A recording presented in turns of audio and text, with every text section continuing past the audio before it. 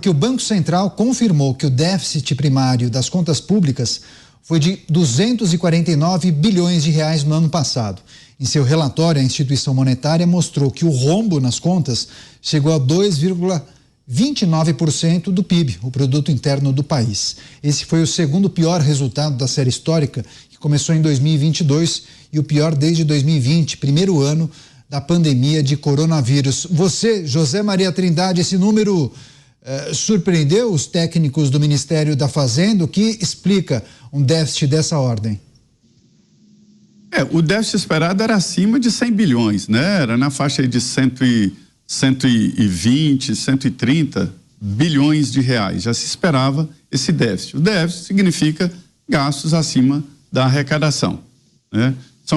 O orçamento é preso, a maioria gastos obrigatórios, sobram ali milhões para dividir entre são os discricionários, né, onde se pode mexer, e esse déficit já estava previsto, né?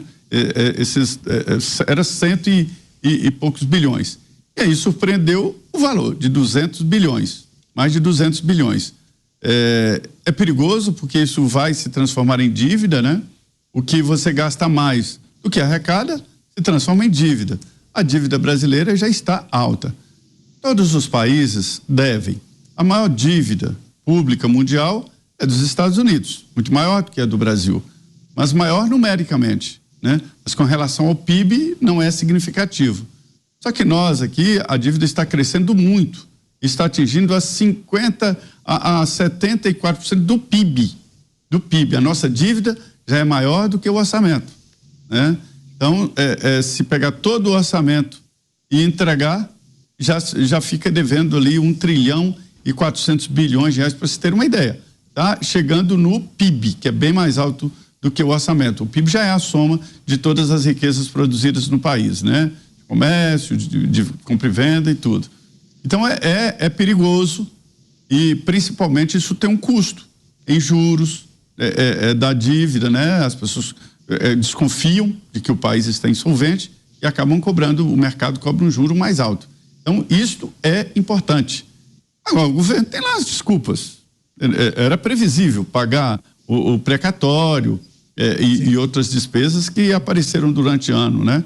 O certo é que essa é a realidade, quase 50 bilhões de buraco, de dívida, ou seja, gasto acima da arrecadação. E o interessante, Caniato, é que ninguém fala aqui mais em outra coisa, a não ser aumentar a arrecadação, que era um momento do próprio Congresso, como querem as pressões externas, de pensar em economizar gastos. Sem dúvida alguma. Agora, Cristiano Beraldo, o que 2023 pode ensinar para 2024? Porque o governo tem uma meta de zerar o déficit, né? Isso será possível? Não pode ensinar nada de bom, né, Caniato? Porque a mentalidade não mudou. E assim, aí usam-se essas desculpas. O Zé citou agora os precatórios, como se precatório fosse uma coisa que, de repente, vou ter que pagar um precatório. Essas ações que geram precatório... Já estavam provisionadas, né? Pois é, tramitaram na justiça anos, às vezes décadas. Depois, as ações foram vencidas pelo contribuinte e aí se transforma num precatório para justamente que o governo possa programar o seu pagamento. O que o governo faz? Não programa. Põe a culpa no precatório, como se o detentor do precatório fosse um aproveitador, um safado, um malandro. Não, ele é uma vítima do Estado, porque se o Estado tivesse feito o trabalho dele direito e se tivesse resolvido as questões tributárias, que são as que mais geram precatórios, se tivesse resolvido isso no âmbito administrativo, não tinha problema. Paga-se o que é devido e não paga o que não é devido, mas o governo quer tomar dinheiro do contribuinte adiantado para resolver o seu problema de momento e aí depois lá na frente ver o que dá nisso. Ainda põe a culpa no pobre coitado contribuinte que ficou anos tentando reaver os seus direitos.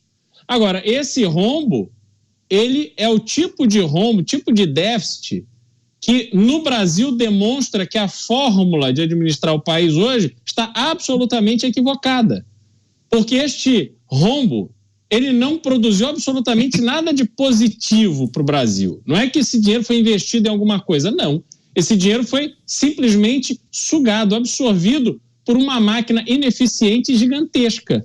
O que isso gera de bom para o Brasil? Nada. Decisões em relação à arrecadação, por exemplo, contra o contribuinte tenta resolver administrativamente, sempre tem alguém para dizer não, aí você vai para a justiça. Aliás, faço um breve parênteses aqui, quando você tem um preso que sai, nós falamos disso, cadê o custo para a sociedade que já pagou para a polícia fazer a vigilância, depois para a polícia prender o bandido, todo o processo que é julgado no sistema judiciário, depois gastamos com cadeia, esse malandro foge e nós temos que pagar de novo para ele ser preso novamente, processado de novo, quer dizer, é um gasto que não tem fim, né? E aí dá nisso, incompetência, falta de planejamento, falta de projeto e um rombo de 250 bi quase. Sobre esse exemplo que você deu do preso, eu nunca pude acompanhar nenhum tipo de estudo, alguém abrir de fato as contas para apontar exatamente qual é o percentual a mais que o Estado gasta para recapturar um foragido. É um bom questionamento, Beraldo. Agora, chamou a atenção nessa análise do Beraldo Mota, ele dizendo que a fórmula de administrar o país da atual gestão indica que trata-se de uma maneira ineficiente. É isso que a gente tem observado, porque não é que a gente tem um rombo de 250 bi, mas que projetos incríveis foram implementados nesse primeiro ano, né? Há algum tipo de sinalização nos próximos 3 anos de que nós veremos boas iniciativas sendo implementadas e que você olhe para o déficit e fale, poxa, valeu a pena? Zero. O que é importante a gente lembrar, Caniato, é o que há por trás desse vocabulário técnico, né? O que é déficit? Déficit, imagine que você tem uma empresa, a sua empresa, uma padaria.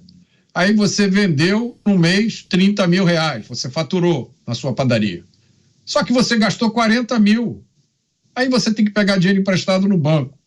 No segundo mês, de novo, você faturou 20 mil, gastou 50.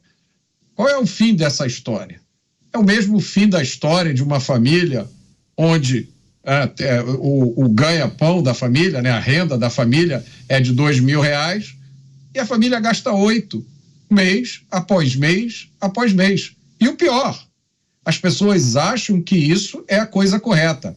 Esse é o grande problema. Hoje, nós temos, no Brasil, pessoas defendendo isso, que dizem que isso é uma boa ideia. O Estado tem que gastar mais. Gasto é vida. Não foi essa frase que alguém falou? Eu me lembro, né? Gasto é vida. Como assim, companheiro?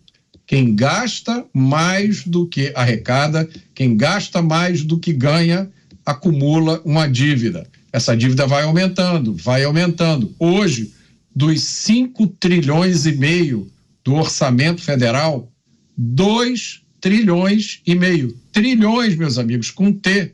2 trilhões e meio vão para pagar a amortização e os juros da dívida. Isso termina no momento em que essa dívida se torna impagável. É isso que todo mundo precisa entender. A gente não sabe se esse momento vai ser daqui a 1 ano, daqui a 10 anos, daqui a 30 anos. Mas uma dívida que não para de crescer não tem outro destino.